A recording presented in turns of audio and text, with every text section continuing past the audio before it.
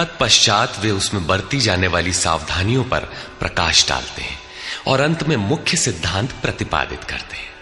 स्मरण रहे कि यहां पर श्री कृष्ण ने कर्म के दूसरे अंग पर प्रकाश डाला कि कर्म एक निर्धारित क्रिया है।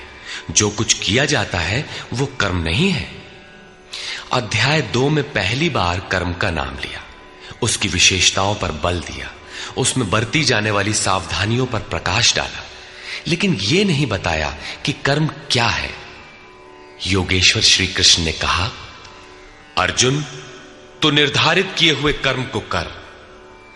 अब प्रश्न उठता है कि निर्धारित कर्म क्या है जिसे हम करें। तब बताया कि यज्ञ को कार्य रूप देना कर्म है। अब प्रश्न उठता है कि वो यज्ञ क्या है। यहां यज्ञ की उत्पत्ति विशेषता बताकर शांत हो जाएंगे और आगे अध्याय 4 में यज्ञ का निखरा हुआ रूप मिलेगा जिसे करना कर्म है। कर्म की यह परिभाषा गीता को समझने की कुंजी है। यज्ञ के अतिरिक्त दुनिया में लोग कुछ न कुछ करते ही रहते हैं। कोई खेती करता है तो कोई व्यापार, कोई पदासीन है तो कोई सेवक, कोई अपने को बुद्धिजीवी कहता है तो कोई श्रमजीवी, कोई समाज सेवा को कर्म मानता है तो कोई देश सेवा को। और इन्हीं कर्मों में लोग सकाम और निष्काम कर्म की भूमिका भी बनाए पड़े हैं। किंतु श्री कृष्ण कहते हैं ये कर्म नहीं है। अन्यत्र लोकोयम कर्म बंधना। यज्ञ की प्रक्रिया के सिवाय जो कुछ भी किया जाता है वो इसी लोक का बंधनकारी कर्म है, न कि मोक्षद कर्म। वस्तुतः यज्ञ की प्रक्रिया ही कर्म है। अब यज्ञ न बताकर पहले यह बताते हैं कि यज्ञ आया कहां से।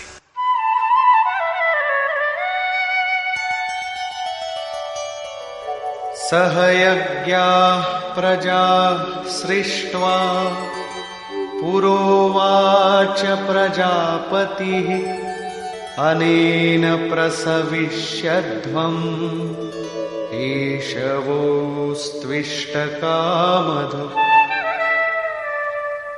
प्रजापति ब्रह्मा ने कल्प के आदि में यज्ञ सहित प्रजा को रचकर कहा कि इस यज्ञ द्वारा वृद्धि को प्राप्त हो। ये यज्ञ तुम लोगों को इष्ट कामधुक, जिसमें अनिष्ट ना हो, विनाश रहित इष्ट संबंधी कामना की पूर्ति करने वाला हो। यज्ञ सहित प्रजा को किसने रचा? प्रजापति ब्रह्मा ने। ब्रह्मा कौन? क्या 4 मुख और 8 आंखों वाला देवता जैसा कि प्रचलित है?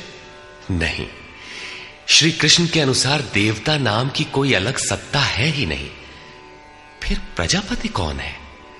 वस्तुतः जिसने प्रजा के मूल उद्गम परमात्मा में प्रवेश पा लिया है वो महापुरुष प्रजापति है। बुद्धि ही ब्रह्मा है। अहंकार शिव बुद्धि अज, मन शशि चित्त महान।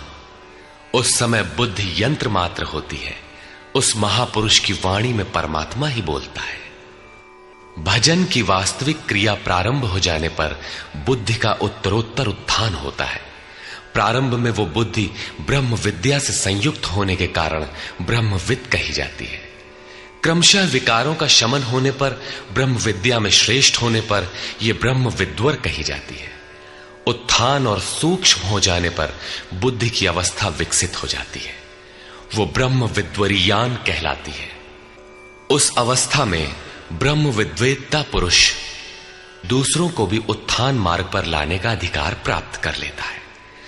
बुद्धि की पराकाष्ठा है ब्रह्म विद्वरिष्ठ, अर्थात ब्रह्मविद की वो अवस्था जिसमें इष्ट प्रवाहित है। ऐसी स्थिति वाले महापुरुष प्रजा के मूल उद्गम परमात्मा में प्रविष्ट और स्थित रहते हैं। ऐसे महापुरुषों की बुद्धि मात्र यंत्र है। वे ही प्रजापति कहलाते हैं। वे प्रकृति के द्वंद्व का विश्लेषण कर आराधना क्रिया की रचना करते हैं। यज्ञ के अनुरूप संस्कारों का देना ही प्रजा की रचना है। इससे पूर्व समाज अचेत अव्यवस्थित रहता है। सृष्टि अनादि है। संस्कार पहले से ही है, किंतु अस्त व्यस्त विकृत है। यज्ञ के अनुरूप उन्हें ढालना ही रचना या सजाना है। ऐसे महापुरुष ने कल्प के आदि में यज्ञ सहित प्रजा की रचना की। कल्प निरोग बनाता है। वैद्य कल्प देते हैं, कोई कायाकल्प करता है। ये क्षणिक शरीरों का कल्प है। वास्तविक कल्प तो तब है जब भवरोग से मुक्ति मिल जाए। आराधना का प्रारंभ इस कल्प की शुरुआत है। आराधना पूर्ण हुई तो आपका कल्प पूरा हो गया। इस प्रकार परमात्म स्वरूपस्थ महापुरुषों ने भजन के प्रारंभ में यज्ञ सहित संस्कारों को सुसंगठित कर कहा कि इस यज्ञ से तुम वृद्धि को प्राप्त हो। कैसी वृद्धि? क्या मकान कच्चे से पक्का बन जाएगा? आय अधिक होने लगेगी? नहीं, यज्ञ इष्ट कामधुक, इष्ट संबंधी कामना की पूर्ति करेगा। इष्ट है परमात्मा, उस परमात्मा संबंधी कामना की पूर्ति वाला है। प्रश्न स्वाभाविक है कि यज्ञ सीधे उस परमात्मा की प्राप्ति करा देगा अथवा क्रम क्रम से चलकर।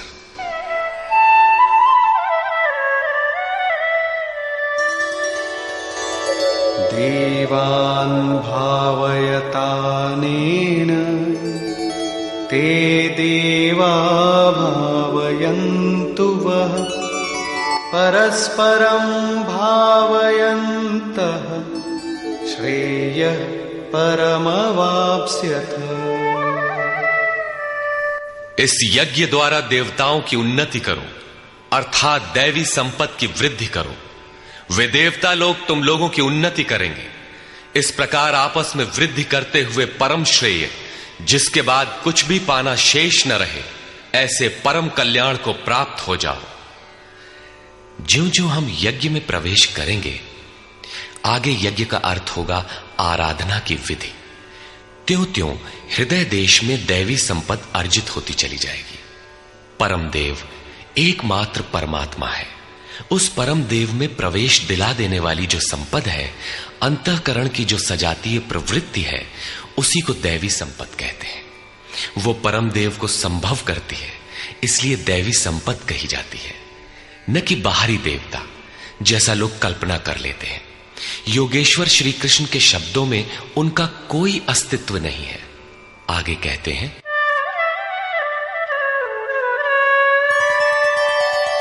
इष्टान् भोगान् हि वो देवा दास्यन्ते यज्ञभाविताः तैर्दत्तान् प्रदायैभ्यो यो भुङ्क्तेस्तेन एव सः। यज्ञ द्वारा संवर्धित देवता दैवी संपत्ति आपको इष्टान भोगान ही दास्यन्ते, इष्ट अर्थात आराध्य संबंधी भोगों को देंगे, अन्य कुछ नहीं।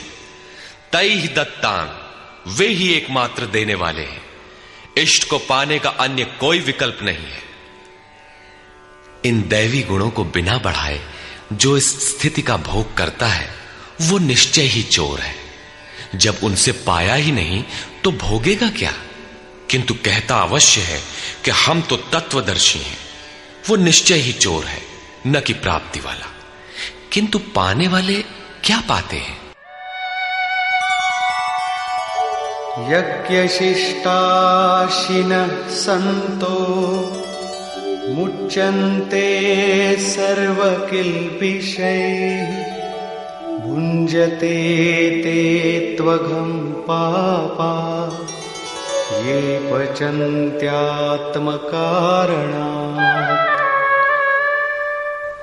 यज्ञ से बचे हुए अन्न को खाने वाले संतजन सब पापों से मुक्त हो जाते हैं। दैवी संपत्ति की वृद्धि करते करते परिणाम में प्राप्ति काल ही पूर्ति काल है। जब यज्ञ पूर्ण हो गया तो शेष बचा हुआ ब्रह्म ही अन्न है। इसी को श्री कृष्ण ने दूसरे शब्दों में कहा, यज्ञ शिष्टामृत भुजो यान्ति ब्रह्म सनातनम। यज्ञ जिसकी सृष्टि करता है, उस अशन को पान करने वाला ब्रह्म में प्रविष्ट हो जाता है। यहां वे कहते हैं कि यज्ञ से शेष बचे हुए अशन को, ब्रह्म पीयूष को पान करने वाला सब पापों से छुटकारा पा जाता है। संत जन तो छूट जाते हैं, किंतु पापी लोग मोह के माध्यम से उत्पन्न शरीरों के लिए पचते हैं। वे पाप खाते हैं, उन्होंने भजन भी किया, आराधना को समझा, अग्रसर भी हुए, किंतु बदले में एक मीठी सी चाह पैदा हो गई कि आत्म कारणात, शरीर के लिए और शरीर के संबंधों को लेकर कुछ मिले। उसे मिल तो जाएगा, किंतु उतने भोग के पश्चात वो अपने को वहीं खड़ा पाएगा जहां से चलना प्रारंभ किया था। इससे बड़ी क्षति क्या होगी? जब शरीर ही नश्वर है तो इसके सुख भोग कब तक साथ देंगे? वे आराधना तो करते हैं, किंतु बदले में पाप ही खाते हैं। पलट सुधाते 60 विष लेहीं, वो नष्ट तो नहीं होगा, किंतु आगे नहीं बढ़ेगा। इसीलिए श्री कृष्ण निष्काम भाव से कर्म भजन करने पर बल देते हैं। अभी तक श्री कृष्ण ने बताया कि यज्ञ परम श्रेय देता है और उसकी रचना महापुरुषों द्वारा होती है, किंतु वे महापुरुष प्रजा की रचना में क्यों प्रवृत्त होते हैं? इस पर कहते हैं,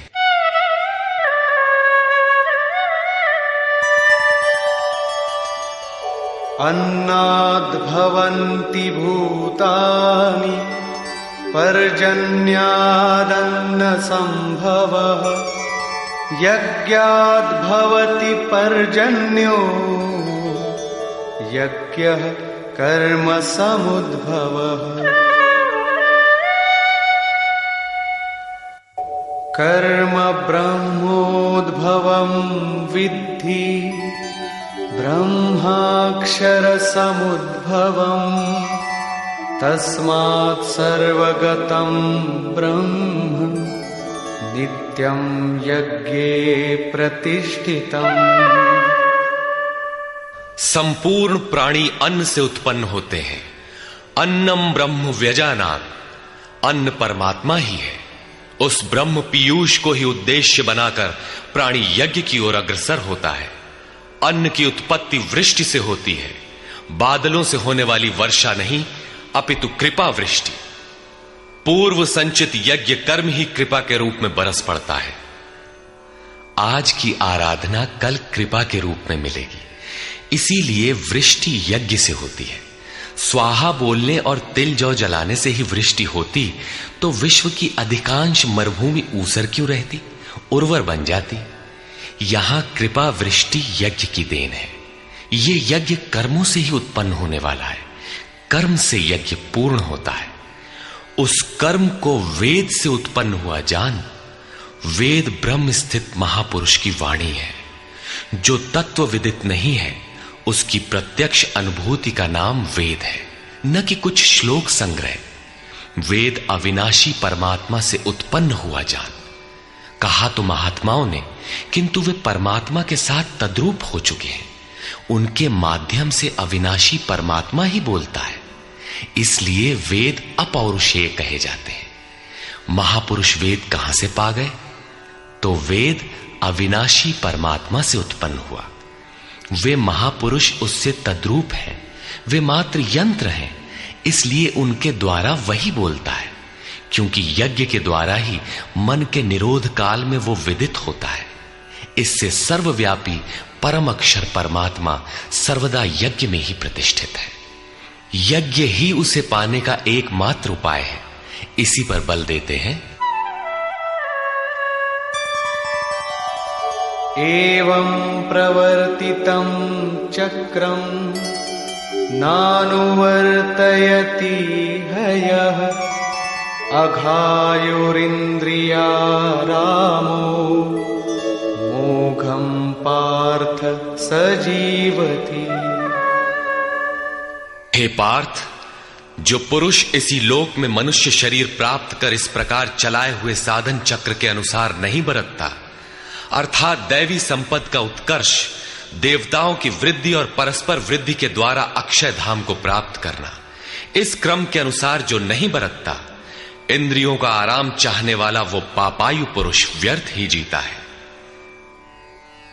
बंधुओं, योगेश्वर श्री कृष्ण ने अध्याय 2 में कर्म का नाम लिया और इस अध्याय में बताया कि नियत कर्म का आचरण कर। यज्ञ की प्रक्रिया ही कर्म है। इसके सिवाय जो कुछ किया जाता है वो इसी लोक का बंधन है।